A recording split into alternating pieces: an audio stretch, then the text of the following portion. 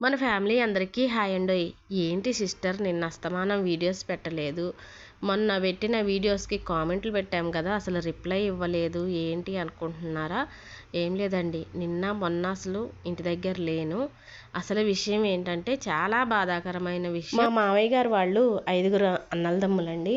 5లో చిన్న ఆయన నిన్న చనిపోయారు. నిన్న కాదు మొన్న చనిపోయారు. అంటే మావయ్య గారు వాళ్ళ చిన్న తమ్ముడు చనిపోయారు.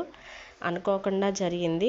బాగానే ఉన్నారు, ఏంటో సడన్గా ఇలా జరిగింది. కాబట్టి మొన్న ఊరికెళ్ళాము.